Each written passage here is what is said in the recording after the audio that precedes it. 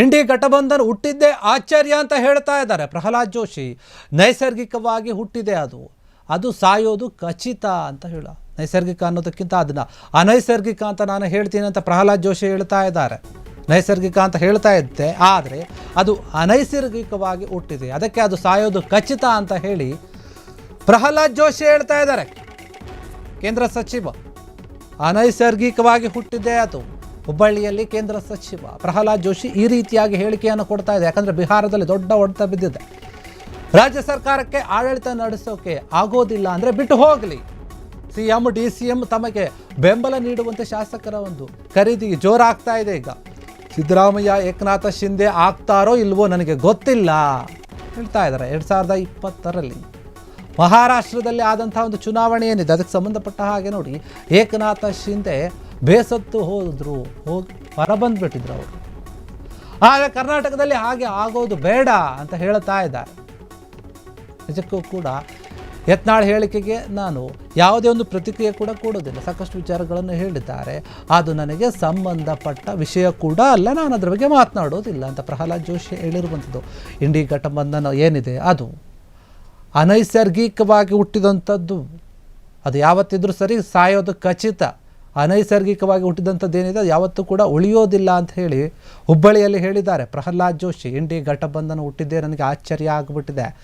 ಬಿಹಾರದಲ್ಲಿ ಆದಂತಹ ಒಂದು ದೊಡ್ಡ ಮಟ್ಟದ ಸೋಲು ಮತ್ತು NDAಗೆ ಸಿಕ್ಕಂತಹ ಗೆಲುವೇನಿದೆ ಅದನ್ನು ತಲೆಯಲ್ಲಿಟ್ಟುಕೊಂಡು ಮಾತನಾಡ್ತಾ ಇದ್ದಾರೆ ಪ್ರಹ್ಲಾದ್ ಜೋಶಿ. ಯಾಕಂದರೆ ಅಲ್ಲಿ ಅಷ್ಟು ದೊಡ್ಡ ಮಟ್ಟದ ಸೋಲಾಗಿದೆ, ಅವಮಾನ ಆಗಿದೆ, ಹೀಗಾಗಿ ಆ ರೀತಿಯಾಗಿ ಮಾತನಾಡ್ತಾ ಇದ್ದಾರೆ. ಇನ್ನು ಕರ್ನಾಟಕದಲ್ಲಿ ಏನಾಗ್ತಾ ಇದೆ, ರಾಜ್ಯದಲ್ಲಿ CM ಕುರ್ಚಿಗಾಗಿ ಜಟಾಪಟಿ ನಡೀತಾ ಇದೆ. CM ಮತ್ತು DCM ಇಬ್ಬರ ಮಧ್ಯೆ ಕೂಡ ರಾಜ್ಯ ಸರ್ಕಾರಕ್ಕೆ ಆಡಳಿತ ನಡೆಸೋಕೆ ಆಗ್ತಾ ಇಲ್ಲ. ಒಂದು ವೇಳೆ ಆಗೋದಿಲ್ಲ ಅಂತಂದರೆ ಬಿಟ್ಟು ಹೋಗಲಿ.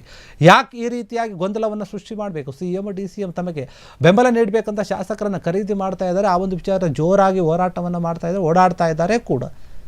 ಹೀಗೆ ಯಾಕೆ ಸಿದ್ದರಾಮಯ್ಯ ಏಕನಾಥ್ ಶಿಂದೆ ಆಗ್ತಾರೋ ಇಲ್ವೋ ನನಗಂತೂ ಗೊತ್ತಿಲ್ಲ, ಏನು ಮಾಡ್ತಾರೋ ಗೊತ್ತಿಲ್ಲ. ಯಾಕಂದರೆ 2020ರಲ್ಲಿ ಏನಾಗಿತ್ತು, ಮಹಾರಾಷ್ಟ್ರ ಅದರ ಒಂದು ಚುನಾವಣೆ ಏನಿತ್ತು ಆ ಸಂದರ್ಭದಲ್ಲಿ ಕೂಡ ಕೆಲವೊಂದು ವಿಚಾರ ಬಂದಿತ್ತಲ್ಲ, ಅದರ ಬಗ್ಗೆ ಕೂಡ ಮಾತನಾಡಿದ್ದಾರೆ.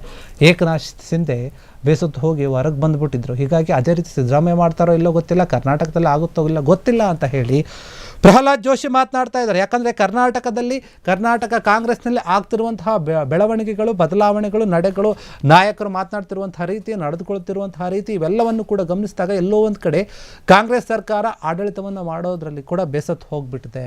ಒಂದು ವೇಳೆ ನಿಮಗೆ ನಡೆಸೋಕ್ಕಾಗಿಲ್ಲ ಅಂದರೆ ಬಿಟ್ಟು ಹೋಗಿ, ಬೇರೆ ಪಕ್ಷ ಬರುತ್ತೆ, ಬೇರೆ ನಾಯಕರು ಬರ್ತಾರೆ, ಮಾಡ್ಕೊಂಡು ಹೋಗ್ತಾರೆ. ಯಾಕೆ ಈ ರೀತಿಯಾಗಿ ಮಾಡ್ತಾ ಇದ್ದಾರೆ ಅನ್ನೋಂಥ ರೀತಿಯಲ್ಲಿ ಪ್ರಹ್ಲಾದ್ ಜೋಶಿ ಮಾತನಾಡಿದ್ದಾರೆ ಈ ಒಂದು ವಿಚಾರವಾಗಿ.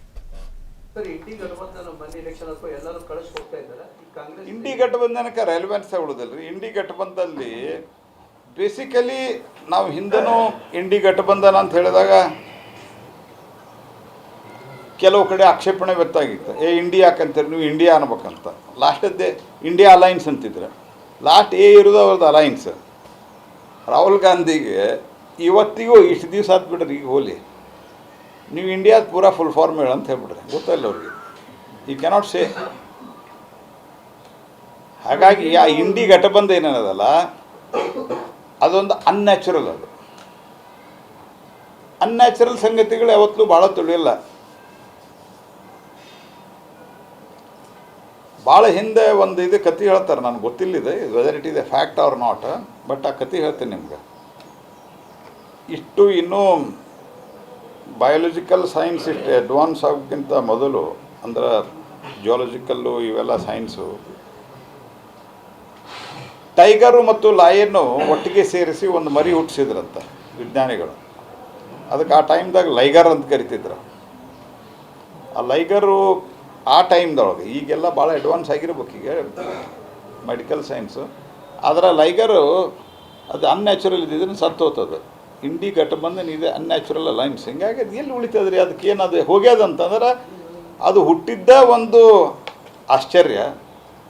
ಅದರ ಸಾವು ಮತ್ತು ಅದು ಅನೈಸರ್ಗಿಕವಾಗಿರೋದ್ರಿಂದ, ಅದು ಅಂಗವಿಕಲತೆಯಿಂದನೇ ಹುಟ್ಟಿದೆ. ಅದು ಸಾಯುವುದು ಅತ್ಯಂತ ಸ್ವಾಭಾವಿಕ.